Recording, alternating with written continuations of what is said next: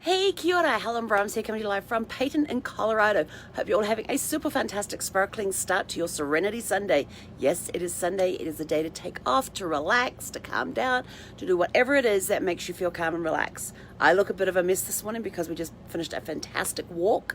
Out here, there is, it's dirt roads, dirt driveway, dirt roads, and some steep hills. Zeffy loves to pull me up the hill, so I had to wait for the heart rate to calm down and the breathing to calm down a little bit after we got back, before I got on and did the live. I was planning on doing it while I was out on the walk, but man, it was, even though it was like 60 something degrees outside, it felt hot because we were in the full sun and walking up and down hills, and I was getting a little breathless. But it was a good walk this morning, and Zeffy, she's just got one mode when we're out walking, and it's just walk. And then, got to stop over here. Walk. Got to stop over here. But we did see some deer while we were out walking. They were off in the distance doing the little hoppy things that they do. Now there's a nice breeze that's come up. Now that I've calmed down, now the body's returned to normal. We've had some breakfast. Now we're going to get ready for our day. And most of it's going to be peaceful and calm and relaxing. But I do have a call. I have two calls today. But they're not till mid-afternoon and early this evening. So, they'll be good calls, and I've got a plan where I'm stopping tomorrow night, because tomorrow we hit the road. Yes, we're starting to head our journey back towards Southern California, and so tomorrow we will be hitting the road. It's going to be a little strange after being in one area for so long, but we're going to be doing mainly 2-night stays along the way, maybe a 3-night stay here and there. We'll just see how it goes. But mainly it's going to be 2-night stays, and it's going to also be dependent on road conditions and weather and all that sort of stuff as we head back, because we're going to be heading from here down to Albuquerque in New Mexico, getting on the 40, and then just taking that all the way through to, I think, till the 15, and then we'll hop on the 15 and head down towards San Diego. So, yeah, we're heading back towards Southern California. But it's been, we left there on, when did we leave? February 4th, I think it was. 4th or 5th, 6th, somewhere around there. We left right at the beginning of February, so we've been gone a fair time. And the goal was to be back at the beginning of September, which we will accomplish. Might be a couple of days early, but the trip was meant to be this long, but it wasn't meant to be the type of trip we had. But that's the cool part about being in the RV, is that when we're tripping, we can just change plans. We can turn around and say, nope, can't go that way. Fine, we'll just go this way instead. So the map's filling in nicely. Our little US map, I'd show it to you, but it's a little on the dark side right now. And Zeffy's just sprawled out on the floor. But yeah, so the map's getting filled in quite nicely. So I need to find a Canada portion to put on my map. I have to go check out the website that sent me this map to see if they've got a Canada portion, so I can put it on there. Because we have done British Columbia, so we need to mark that one off. I guess I could just write above it in dry erase marker or something. BC done. But anyway, it's really enjoyed our time in Colorado, and great people. Got to see Gardens of the Gods, even though it was a drive-through because it was raining, so we couldn't get out and do any walking, but that's okay. Had a very busy time in Colorado Springs, doing lots of connecting with people, a lot of networking, a lot of business, making business connections, that sort of thing. So it's been a very productive time. Planting a lot of seeds is what we've been doing. So the time I've been in Colorado, we've been planting a lot of seeds. Some of them have come to immediate fruition. Some of them are just simmering just below the surface as they're getting ready to sprout forth. So we shall see. And some of them have, if you remember the parable of the sower, some landed on the dry thing and on the dry dirt and couldn't grow. Some landed amongst the rocks and soon had to shrivel up because they couldn't get their roots deep enough. Some landed amongst the thorns and got choked up, and some landed on the good fertile soil. So we've been spreading seeds with connections for business connections in that far and wide, and some have come to fruition, some haven't. Some are struggling, but that's okay. It's all part of life, it's all part of business. It's how it all works. So it's been an incredible time here in Colorado. Having that time to be able to just sit, not having to worry about where I was going, and being able to just concentrate on making those connections and getting them done. Now we're going to head back towards Southern California. Probably take us about, what I figured, about 12 to 14 days to get back, with 2 night stays along the way. It's around 1,200 miles. Haven't exactly figured out the exact route. That's my task this morning. After I go and have a shower, get cleaned up, then I will figure out which route I'm going to take back to San Diego. So yeah, we'll be back in Southern California within 2 weeks, 12 to 14 days, depending on, like I said, which way we go. Going to be trying to average around 200 miles drive each time we drive. But again, that's going to be dependent on road conditions as well, because I know that there's some mountains I have to go over, some hills I have to go over. There's one place I'm looking at stopping. It's at the top of a pass, and it's only like 160 something miles away.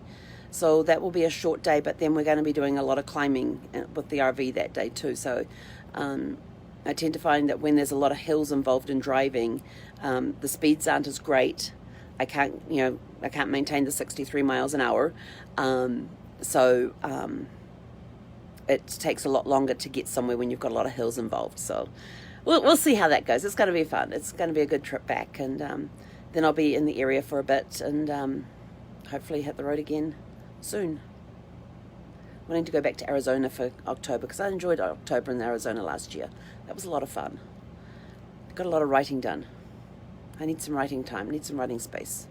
But we'll figure it out. Who knows? Who knows? Things change, plans change, we'll see. But, might do weekend trips. Might do that. Just do some little weekend trips around California and do that. We shall see. We shall see. Anyway, that's it from me for now. I'm off to go get showered and get ready for my day, and plus start planning my route back to California. And kind of feels surreal to be heading back to Southern California after spending so many months on the road. But I'll still be living in Sparkles, so that's good. We'll still have Sparkles, so yeah. But I know there's a lot of changes and stuff going to be happening over the next few months, so can't let you in on any of those just yet. You'll see. But anyway, that's it from me for now. Have a super fantastic, sparkling Serenity Sunday. It's a day of so whatever you need to do to keep you calm, to help you have that mental break from everything, whether it's going for a walk, going for a picnic, kicking back, relaxing, reading a book, taking a day-long nap, going out rock climbing, going for a run, going mountain biking, whatever it is that you do to relax, that's what today's all about. It's trying to forget the work stuff and just relax. So I got a little bit of both mixed in there, but it's going to be good because got a little bit of both mixed in there. So I'll take a nap at some point probably, or sit and read for a bit, or maybe do some jigsaw puzzles, or maybe watch a movie. I haven't decided yet. But I did get to see the first 2 episodes of The Idiot Abroad Season 2. We sat and watched it on DVD last night. It was hilarious. Oh my gosh, that poor guy, the stuff he goes through. And I don't think I've ever heard anybody bitch and moan so much about travel before. But then he would get put in some predicaments. So I can understand some of the bitching and the moaning, but it was sort of like, even if the conditions were bad, like, he got stuck in, he started on, what was it? Oh, they put him on the Trans-Siberian train, and he started off in this cabin area by himself. And he thought, well, this is great. I got to take. He's sitting there and he's playing cards, solitaire on cards, as the scenery goes whizzing by. And he thinks, they've done really well with me. This is really good. And then they come and tell him that you're in the wrong place and you need to move. And so they move him down to 3rd class, where there's like 3. There's one down. There's a bunk here, then a bunk in the middle, and a bunk up top. So you got he called them shelves. And he's stuck there with all these people are just watching him sitting there as he bitches and moans about the whole thing on the camera. and with his camera crew and all of that sort of stuff. Oh my God, it was hilarious. And I thought, if I was in that predicament, I would be trying to make nice with people, even though I didn't speak their language. There's ways that you can communicate without, if you can't speak the same language, there are ways you can communicate, and it would have been fun trying to figure it out, and making the most of the situation. And then he got stuck on, then he ended up back in a shed cabin, I think it was. Oh, he ended up in this cabin with this guy that was a personal magnet, and he's sticking like cutlery to him and plates to him, and the guy's just standing there and the stuff's not falling off. It was hilarious. And then they had him off. Oh, they had him going to Mongolia and doing some wrestling thing, and some of the stuff they had him doing. And they had him down in New Zealand to go bungee jumping, and they took him out on one of the, pretty sure it was one of the Nevis swing or something like that. It's like one of the big ones. You got to take this little tram car out to the platform, and he got there. They got him all kitted up and everything, and he's standing there, and you can see him, the whole platform shaking because he's shaking so much. And so then he said that he didn't do it. So then they sent him to Vanuatu, where they could see these guys that do land diving, where they tie vines around their feet, and basically it's the same concept as bungee, but without the stretchy band in between. You've just got solid vines. And he's sort of like looking at this big tall tower which would sway as everybody would jump off it.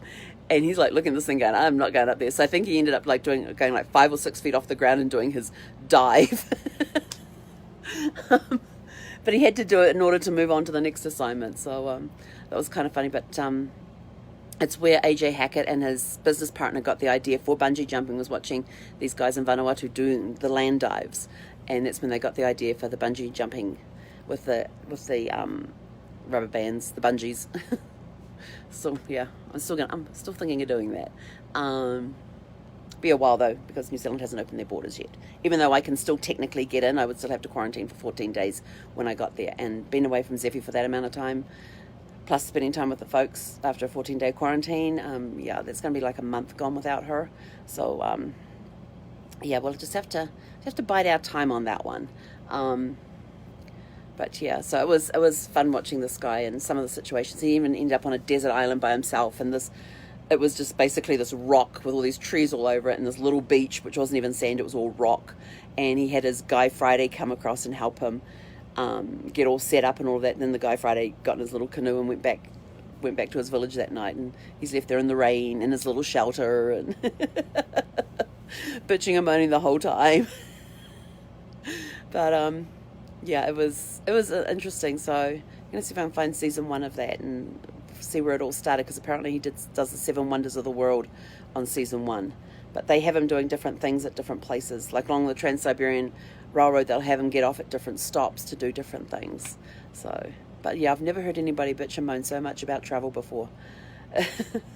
And being somebody who loves to travel, I kind of found it hilarious. But there are times I just wanted to slap him and go, wake up, enjoy the moment. Find the joy in the moment. You're stuck in you're stuck in this tram with all these people. Make friends. But he wasn't that type of person. So, but anyway, that's it from me. Go enjoy your Serenity Sundays. I've rambled on for long enough. And have a super fantastic sparkling day, and we'll catch you guys later. Hei konera.